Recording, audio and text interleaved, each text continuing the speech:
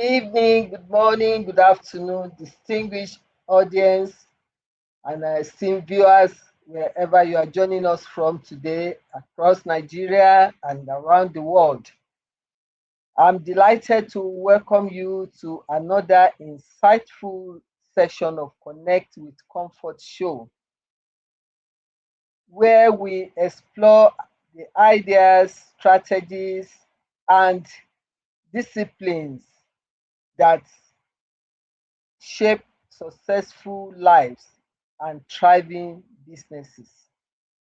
I am Comfort Eyitayo, your regular host for Connect with Comfort show.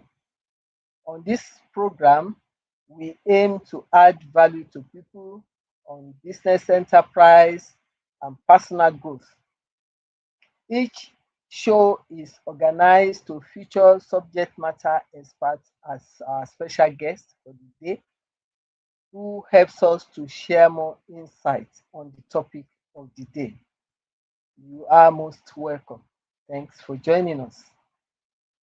Today, we are diving into a powerful and often misunderstood topic, the discipline of scale, why business grow and others stop.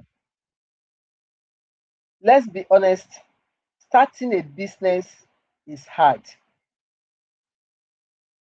but growing one and sustaining that growth is even harder. That is where the real challenge lies. Many businesses start with passion, energy, and great ideas, but somewhere along the journey, growth slows down or sometimes completely stops. So the question is, why do some businesses scale successfully while others struggle to move beyond survival or even die? So today we will unpack the hidden discipline behind scaling, the common traps that keep businesses small, and the strategic mindset required for sustainable growth. And to help us navigate this conversation is our guest for today, who we already have in the house waiting for us to beckon on her. This we shall do in a moment after this short time out. Please remain connected. We'll be right back. Five, four, three, two, one.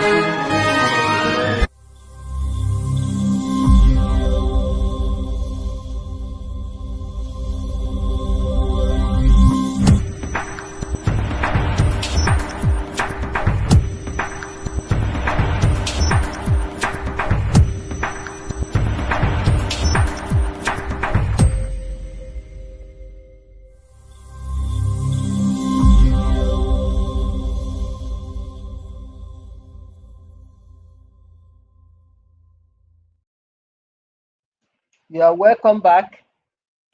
Our guest for today's show is Mrs. Taiwo Adeola Ojo, born on 3rd of May 1962 to the family of late Joseph Babatunde Bademosi and late Mrs. Florence Olufunke Bademosi ní Odebo of blessed memory. Her working experience spanned through accounting firms of chartered accountants Pitmawick Annie Ogunde and Co. and Olaniyi Titiloye and Co. She eventually started her own accounting firm called Adeola Bademosi Ojo and Co. as the managing partner. In furtherance of her career, she joined First Bank of Nigeria Limited, where she worked for above 20 years before she resumed back into her accounting firm. And also, she started her fitness venture business as an entrepreneur. She currently owns an accounting firm, Adeola Bademosi Ojo and Co., and the fitness ventures called Gold Rupetta Fitness Ventures. Taiwo is a fellow of the Institute of Chartered Accountants of Nigeria and Chartered Institute of Taxation of Nigeria. She was the chairperson of the Society of Women Accountants of Nigeria, SWAN, Abuja chapter between year 2019 to 2021.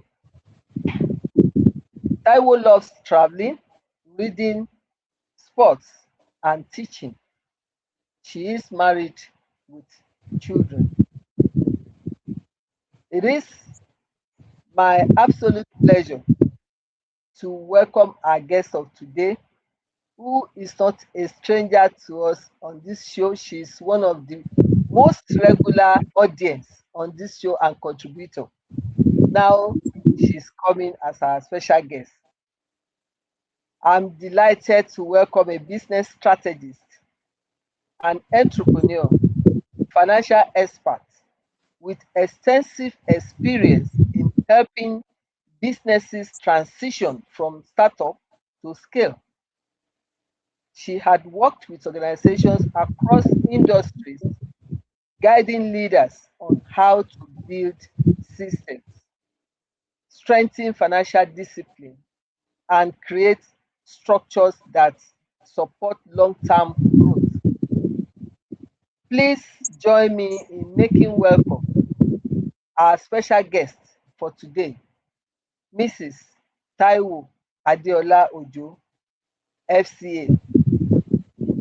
Thank you Thank very you. much, madam, for joining us today. This is a switching of a cap. You'll be one of our greatest supporter for this show.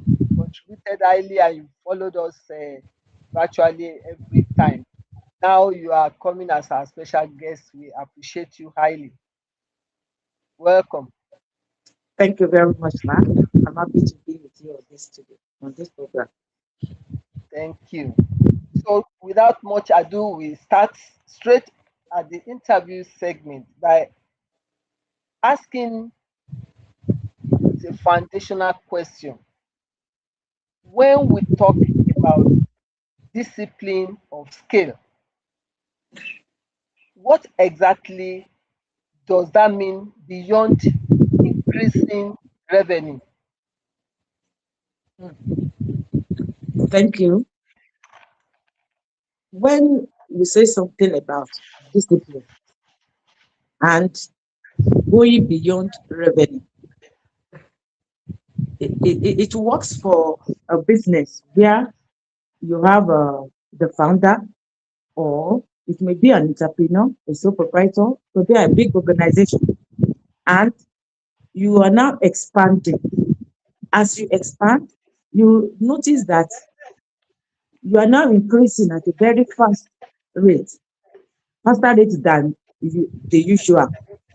Your volume is increasing, profit is increasing, but the ultimate you want to achieve in that discipline of scale is you want to ensure your cost is not increasing at that rate at which the volume is increasing.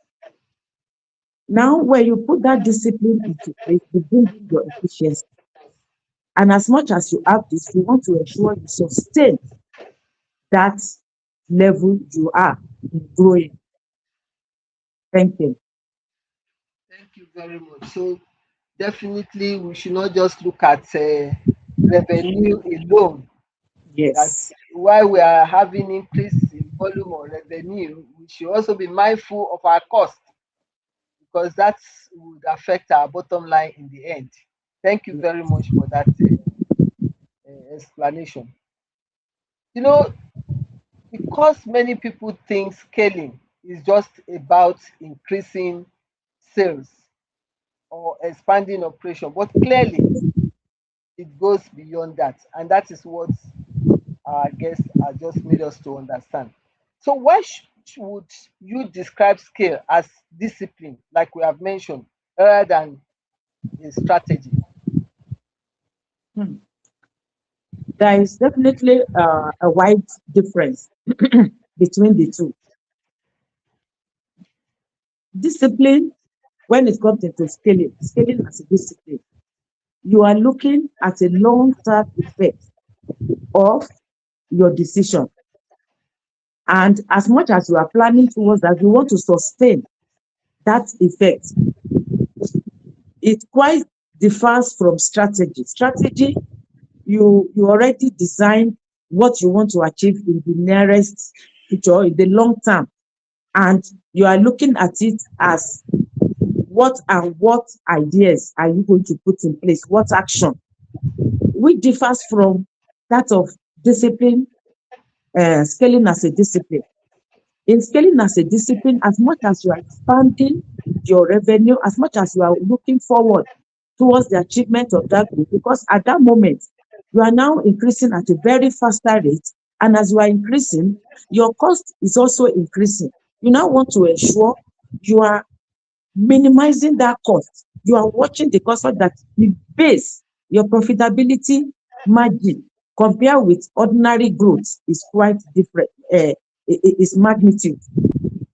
So when you call discipline scaling, you look at how you want to make your process efficient. You want to ensure all necessary bottlenecks are taken care of. And as much as possible, you improve all that you need to do and make sure you achieve that goal and sustain it in the long term effect, because that's the key. You are able to sustain that growth rate and reduce your cost, unlike strategy. Thank you. Thank you very much. The difference is being made clear to us. Yes, we want to scale. Scale means growing, go from one level to the other, but that should just not be the only focus. While you are doing that, you already have a strategy to scale up, but the discipline in why scaling up is the issue, and that is the one we are trying to emphasize here, that in planning your growth, that discipline of sustainability, which our guest is also referring to, is very, very important. You do not want to go up and down like a yo-yo. You must be able to sustain the growth, and then to make sure, like she said, and she has said twice on this on our response, is that be mindful of cost, not also escalating as you are growing. So it's very important to achieve that discipline of minimizing your costs while you are trying to maximize revenue or the growth of your business. Thank you very much. So let's look at the definition quite all right now. Let's look at why business stall. That is why some business do not grow as much as others. Let's have a flip side of the conversation by asking, what are the top 5 reasons business businesses stall? Top 5 reasons that could be responsible for businesses Mm, businesses stalling. First and foremost, apart from the founder's mindset, because that is critical when you look at any business. What do you want to achieve? Now, in any business, your ultimate objective is to grow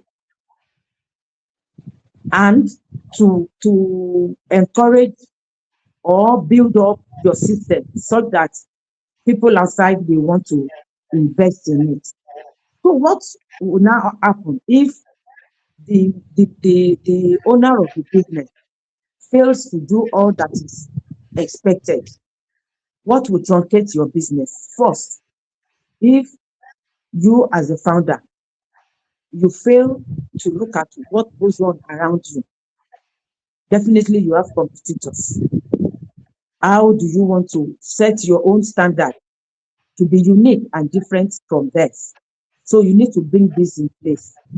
Then your cash flow matters a lot. If you're operating a business and you cannot set a goal as to how you manage your cash flow, then you have a problem, because once you mismanage long-term and short-term decision, it affects your cash flow. And once the cash flow is affected, the business will definitely truncate. And if care is not taken, it mars the business. Another way to look at it, the other one is, if you fail to delegate, because if you no matter how big, no matter who you are, things should work around you, not solely on you. Be it the MD of a big conglomerate, be it executive directors, you must learn to delegate and imbibe the ideas of your subordinates. The other one is rigidity. You have to eradicate what we call rigidity, in that you give room for flexibility in all you do. Immediately you don't bring flexibility in your decision making, in your action, in uh, your level of thinking, your level of bringing up your subordinates, your peers into your decision making, definitely it's going to affect your business. The other one is poor infrastructure. You already have your cash flow, you already manage it, and you are doing fine, but you now fail to look at the key things that is necessary. You imagine, you start to look at uh, factors that are not necessary. Example, let me just use your physical appearance. Someone visits your office and you are telling the customer, be careful before you sit down. Definitely, definitely, you are telling the customer something is wrong. Why will I be telling customer to be careful before sitting down? Which means that structure is not in place, the good structure expected. Then you have customer centricity. Immediately you lose your focus on your customer. Definitely, you have another problem. As much as you are increasing your volume, you don't concentrate 100% on the processes that you are bringing up and forget about your customer. You must still carry your customer along. And then lastly, the founder's mindset is one key thing. You must learn to be a builder and not a doer. If you let everything that is to be done by you without bringing in your peers, your subordinates, definitely you will truncate the business, because the subordinates will be uh, afraid of bringing out their ideas. Thank you. Thank you very, very much. That is interesting to know. I think if we are, even if we don't have any other thing on this, that is a good hint that we can take home and then be very, very conscious of. We have been told about customer centric. You have to be very sure that customers are happy with you in every way, pleasing them, giving the right image. I think the example she gave about telling customers to be careful when they are sitting is about maybe project data protection of the company. So, but it's important also to be able to satisfy the customer, to know what the customers want, the areas that they need for you to eat. Because part of the reason why you are in decide to go into business because you discover that there's a gap, a need to be fulfilled, and therefore you want to provide that solution. So we must learn to learn from the people that we want to serve so that we can serve them well. Because we don't serve them with what we have in mind alone, and that's where it's also relating to the mindset that our guest is talking about. We should be able to plan whatever we are doing in total satisfaction for customers. And she also reminds us of the importance of cash flow, which is the lifeblood of any business. So those are things that could easily bring down a business or stall it, even if it's not totally killing the business, it can drive it and slow the pace. And what we are looking at is scaling. So we don't want anything to bring us down. We want things that move us forward. So your cash flow is a very important one. The builder's mindset is key, as we have said several times on this show. I mean, the owners, a builder or owner, mindset. The mindset, in fact, some of the points as guests mentioned relates also to the mindset. We talk of flexibility. You must be flexible enough to adapt to the trend that is going on, even if you have planned something in this way and current events or reality dictates that you make some adjustments. You have to be flexible enough to do that. And that's to do with mindset. It's also to do with delegation, because some of us are small business owners. We are the we are the MD, we are the manager, we are the cleaner, we are the everything. Your growth is going to be limited. It's not a course if you are the only one doing everything, because you can only do so much. And the time for you to start thinking of scaling will not even be there. The other policies you will need to think and liaise with other people will not be there if you are bogged down with doing. That's why I said just don't be doers alone. I mean builder alone. Also get people around, delegate. So delegation is another one we should watch out for. Competition is also very key. It's important for us to be mindful of our competitors. What are they doing? How can we carve a niche for ourselves? How can we make a difference in the market? Yes, we are doing the same business. It's not just yours, but why should people come to me? Why should they come to you? So that is in the statement of how you have carved a niche for yourself in that business. So these are very key. In fact, this is fundamental to the discussion today. All these top reasons why business stall, and we are bringing that out so that you can avoid them in your business, to avoid making your business growth stunted, so that the scaling that we are all hopeful that we will achieve in our business will be attained. Thank you very much for that wonderful tips. Now, how does poor financial management limit growth? Come again, ma'am. Poor financial management. Oh, okay, How okay. does it limit growth? Hmm.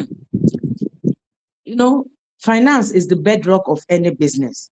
That's the first thing. So once you look at your finance and you set up the best parameter, then you are in line. So first and foremost, financial management, once you put it in place, it helps you to plan, it helps you to organize, it helps you to do your checks and balances in all the work of the organization. Now, once you mismanage the fund in the business, what do you expect? First, it will affect your decision making, especially your investments. If care is not taken, you would have been using, you know, you have some short-term projects at hand, and you went to go and do a long-term investment with all the funds you have. Tell me, which fund are you going to now use for the short-term project? So definitely there's a problem in that. So you have to be sure of how to take your investment, your decisions on investment once you are managing your finances. Secondly, you have what we call self-control when it comes into financing. What do we mean by that self-control? It's not every business that comes your way you will rush into, because you are already, as much as you are scaling, you are improving, your product is growing fast, and definitely you would move into some other things. But that does not mean because you are now moving at that very fast rate, you should start diversifying and moving into different kinds of businesses, products, services. At the end of the day, it will become a jack of all trades, and know what that means. So it is better for you to perfect a particular one you are doing, and then you move forward. Then we also come to managing of working capital. Just like I've said about the investment, you need to learn how to manage your work. Immediately you mismanage your working capital, definitely you also have the problem of financial management. The working capital is to guide you as to what you want to do. You don't use liquid fund and start investing in business, in a building. You are just changing the structure, you are buying equipment. What are you going to use those things for? Is it not for the business?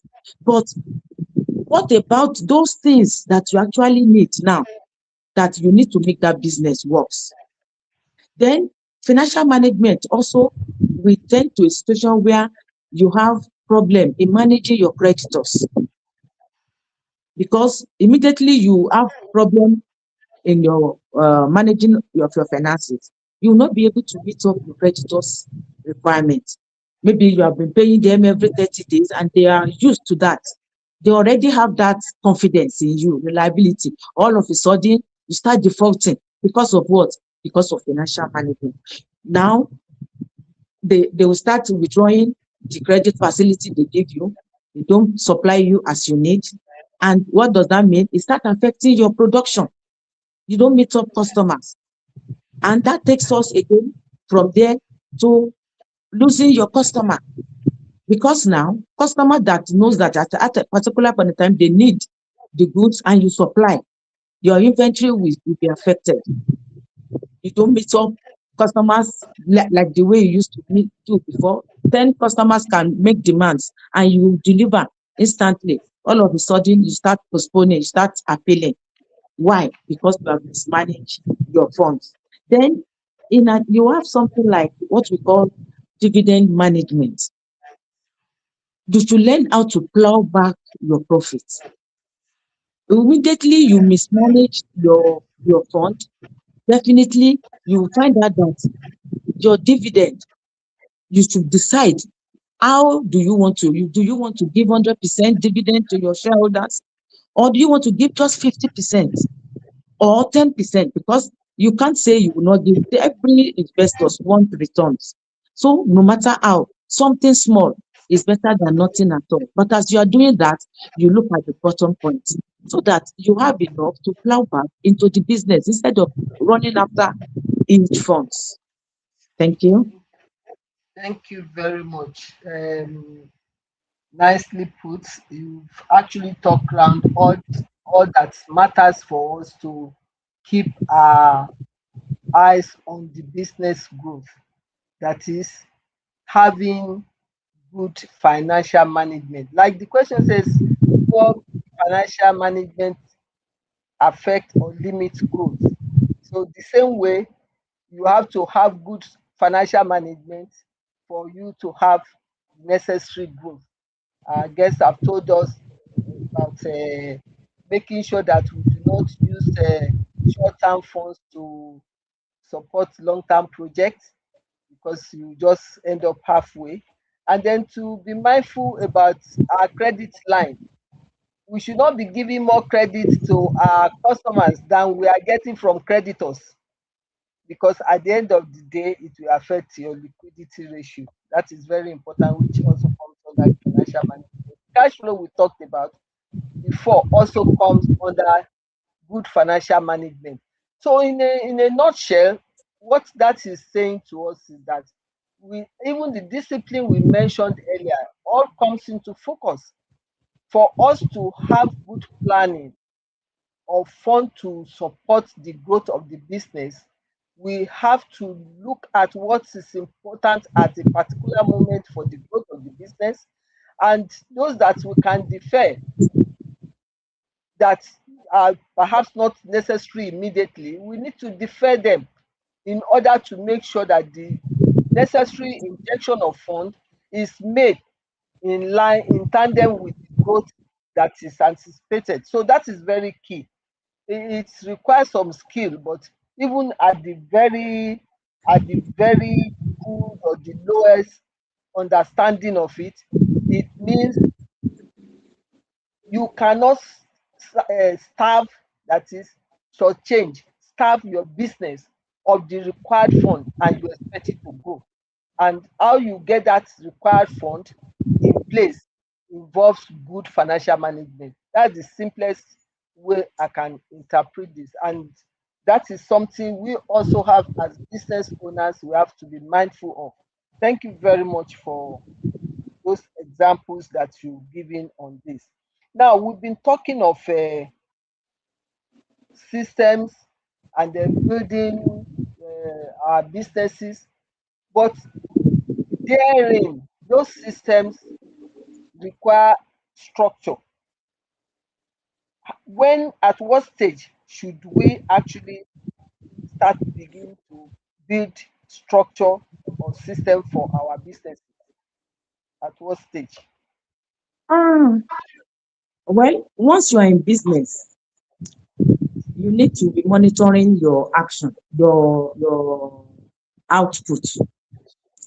Now, for you to identify the state at which you need to build up your system and your structure is you want to see how repetitive are your processes, your task. Is it highly repetitive? With that, it's telling you there's need for you to shift. That is, move, make a leap. Then you also want to look at your level of documentation. You have your structure, you already knows what each and everyone does, and each of the employees also know what they are expected to do. But new entries are coming in and they cannot find their ground. They need to come up and start inquiring what and what. So it means certain thing is not right.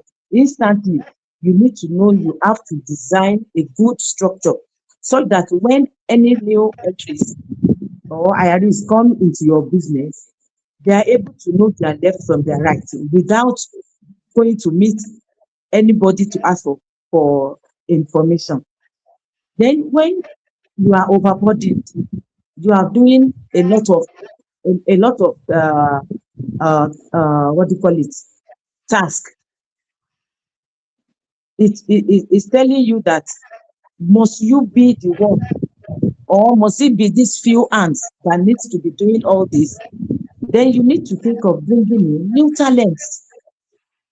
And peradventure, when you check your finances and you look at the cost of bringing in new talent, you can, instead of bringing in and hiring new talent, you can outsource. But not the key, not don't outsource your key elements, your key talents. You look at how to outsource some of the IRAs so that you reduce your cost. Then one other thing that is very important for you to know that it's time for you to improve on your system and your structure, that it is time for you to move up, is when you look at the rate at which your volume is improving, then you need to bring in some efficiency. Automations needs to set in. So at that level, you now need to maybe do away with some of the manual processes and bring in automation. But as you do that also, you watch the bottom point so that it doesn't cost it doesn't erode the margin you are trying to make. And then lastly, immediately you look at your financing, because some don't, they usually overlook that scenario that you need to bring in maybe something, do something like collaboration or bring in more partners, go into partnership so that you can improve on your capital base. Because at that level, as you're expanding, you need more funds. Do you want to live on only the profits, or you want to move into obtaining loan, which the cost will be higher? So, but if you bring in more partner, more capital investors, your capital increases and it's very cheap. You use that in your business. Thank you, ma'am. Thank you very much. Before I just make one point or two on that, we had contributions Okay. from some of our audience. One is from Pastor Omage.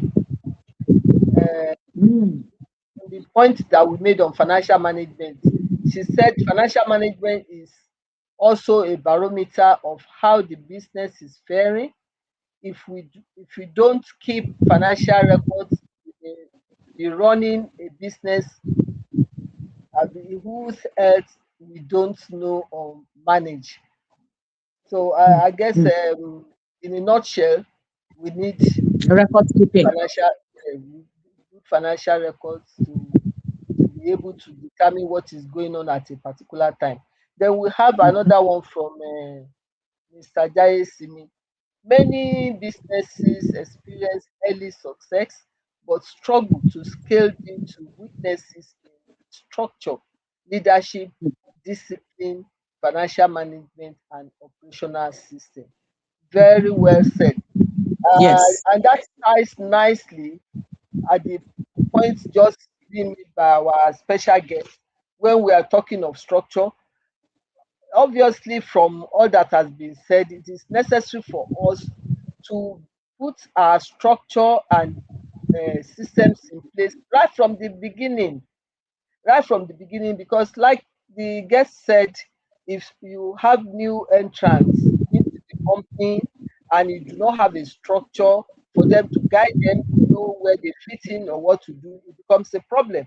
So it presupposes that you must have all this at the onset of course, it's something you as you go along and then you build more on it. But structure, documentation, they are very key.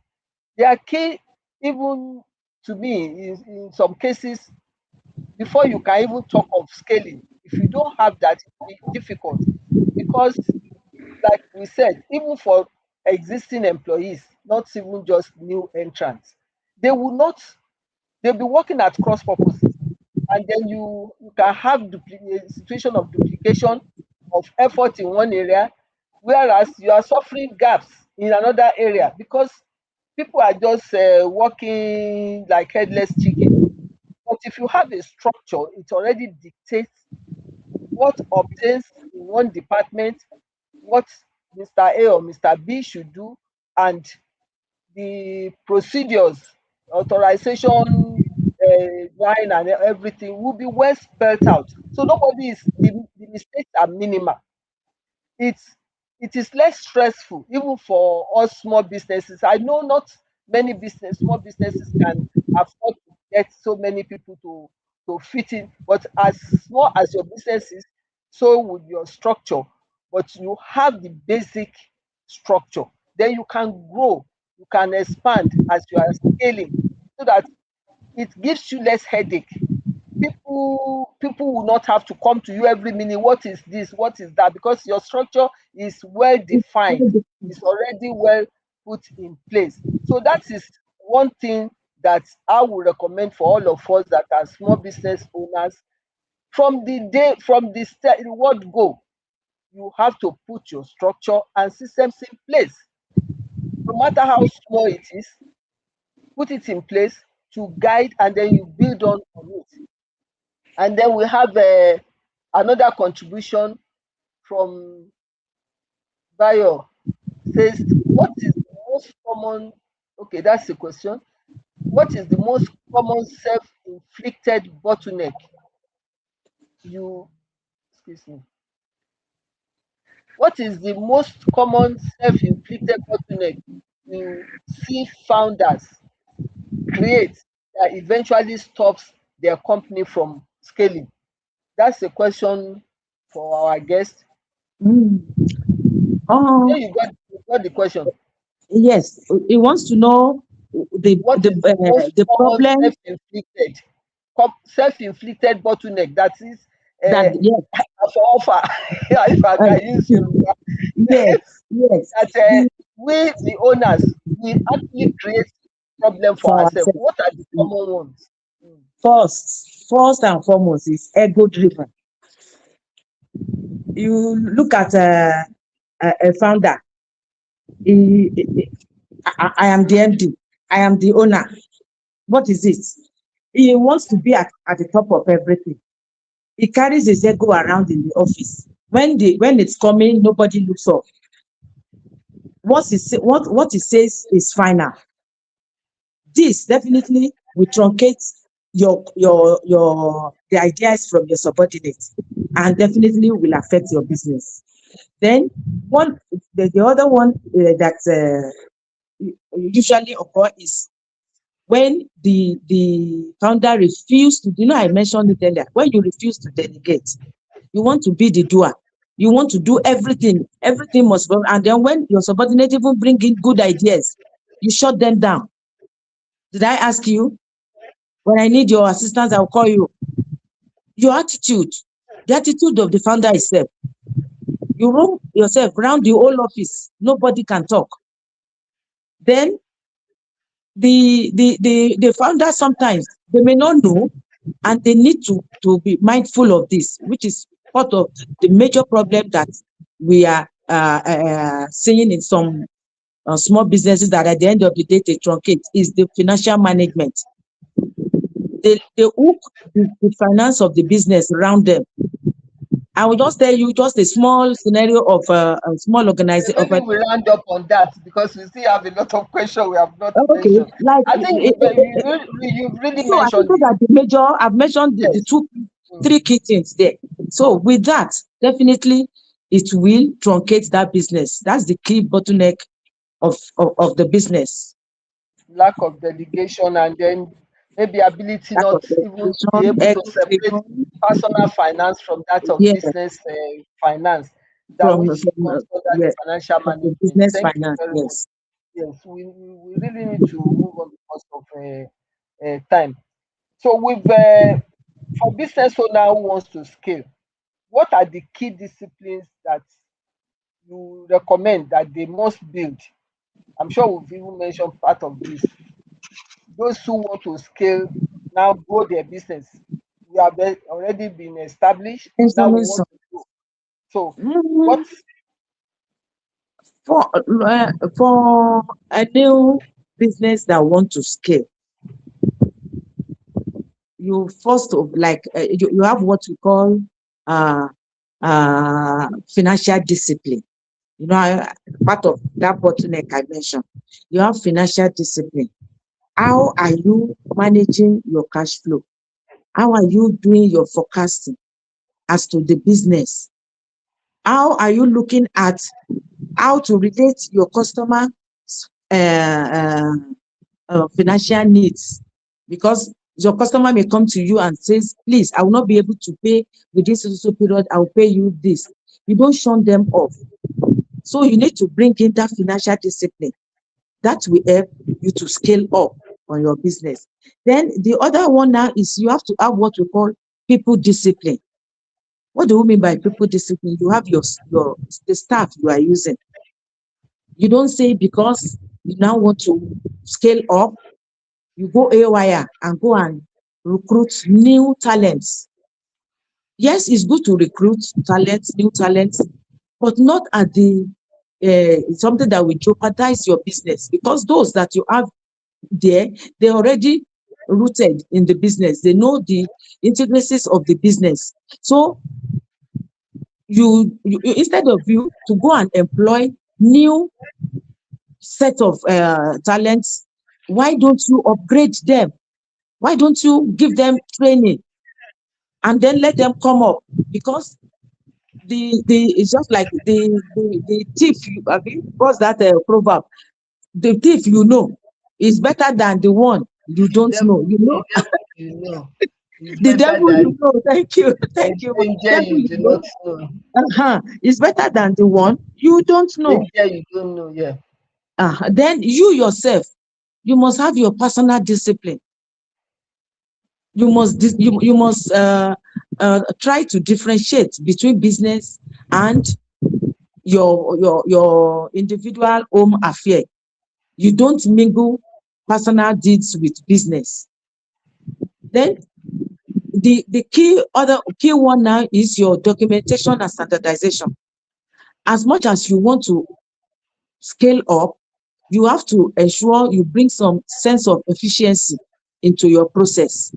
And as you do this, you watch the documentation and you watch your standardization, so that there is a sense of uniqueness in what you are doing when compared with your competitor. So I think with this few, you should be satisfied, ma'am. Or you want me Yes, to go further? Because I'm no, trying to look at time. Since you have no, that many other is, questions, I wouldn't know. yes, yes. Can you hear me? Yes, ma'am. Okay. No, I'm saying, can you hear me? Yes, I am. Okay. Now, I'm hearing you. you can hear me. Okay, good. Now, we know that many entrepreneurs operate like operators, like you have mentioned mentioned that before, not as architects, but scaling requires designing system like we mentioned and not just working harder. So let's make this practical. What mistakes do businesses make when trying to scale too quickly? When trying to scale, Too quickly. oh, hmm, definitely they make some huge mistake. First, like I said in the other one, rushing into hiring talents. Because you are expanding does not mean you should rush to quickly start hiring. Instead of hiring, you can do with freelancers, you can do with outsourcing, you can do with upgrading at a minimal cost. Secondly, you try to ensure you go one step at a time. You don't leap, because sometimes that is the problem. Because you're already making your margin, and you see that this margin has improved drastically. So your next level now is you go straight into en masse production without first of all checking your customer base. Have you increased your customer in numbers for you to meet up the inventory you are creating? Then the space you are going to put those, have you considered that? So they don't put all this into place and rush into huge production, which marks the product, the organization, the business. Then what other thing they also rush in doing is, instead of them to manage their cash flow one at a time, maybe they see a huge investment and they now see that, oh, this is definitely promising. They rush into it without first of all considering what are the little things that I need to do now. With that, you have already missed the goal, and this will affect your business. Then one other thing that they need to always try to keep a check and balance of is their cost. That as much as your revenue is increasing, as much as your efficiency is being improved, are you able to sustain that margin at a wider level, and not that your cost is already climbing and eroding the margin you have already created. So they don't do a check and balancing of what they are doing, how have they gone, and are they doing fine? Something like we call performance measurement. We call it key performance indicators. You look at that aspect of it. Are you aligning your goal with your objective? Or you are just rushing into things? So with this, if care is taken and they are looked at, definitely they will not have problem in going into scaling. Thank you, ma'am. Thank you very much. Thank you very much. I believe the idea is really made very clear in all that we have said. We must look at what comes first: scaling or profit, system or people, which comes first, and then growth or sustainability. In all our decisions, we need to factor this in. Then, as we have said several times, the issue of financial management is very key in scaling, even for us to sustain the business, is very key. So that's one thing we have to be mindful of.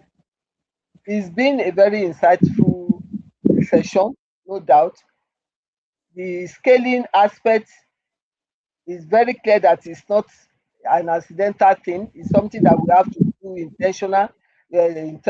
We have to put a lot of effort, and it requires discipline, structure, and courage to evolve. It's, to our audience, if your business is not growing, it may be because of lack of opportunity. It may also be lack of system, clarity, or discipline. So it's very important to note all that has been said in the show. Before we move on, I want to really appreciate our online audience. Many people join us while we are on the conversation. And of course, many people also contributed, shared their contribution as they have done. So, like we have Bayo Banjo that also asked question, contributed through a question. We have Mr. Jai Simi who also contributed through that insight on financial management. Dr. Aseyin, one of our regular follower, also was on the show. Pastor Yemi Oyeni, Sola Taiwo. Now I know who you are. Good afternoon. You are welcome. Esther Ogugwa, send love to our guest. Nimota Modupe, Olatokun Rija, and a few others. Please pardon me if I didn't pick your name, because in the process of trying to show me so many things, I may have missed it when it scrolled past. So definitely, I want to believe that we have been able to pass a hint or two for the growth of your business this evening. And if you believe it has been of value to you, we plead that you share this knowledge with others. My special appreciation is to our resourceful guest, Taiwo Ojo, who has done us proud by sharing a wealth of experience with us today. Thank you very much for coming. For you are an ardent follower of Connected Comfort Show, and you have also shared your experience this afternoon. Thank you very much. We do not take it for Thank you, granted. ma'am. We appreciate you. We appreciate your time. So please, like I said, our dear esteemed audience, if you find this show useful or this particular episode useful, tag someone, send a message, and also try and take action. Our next show is on Easter Day. I will use this opportunity to wish you happy Easter in advance. Our next topic thereafter will be influence and authority. becoming the go-to voice in your industry. That's a powerful one, and we have an equally powerful guest to help us decipher this topic. So, in the meantime, I wish you all well. Please remember to subscribe to my YouTube channel, Comfort Eyitayo. Once you have subscribed, please turn on the notification button, like and share our videos. Stay updated for information, events, solutions on our Instagram account at Comfort Eyitayo, as well as my Facebook account at Comfort Eyitayo. Okay, we have some people, Biola, Salis, you are welcome. So as I look forward to welcoming you on this show again, please keep growing, be courageous, and make sure you have the necessary discipline to scale up. God bless you. We have Bosse. Okay, Bosse Ricardo, my sister, you are welcome. You are welcome. I'm just seeing your name. Thank you for joining us. I hope you've all gained from this show. Thank you very much. So this is the end of the show. Until we come your way again, we say remain blessed. God bless you.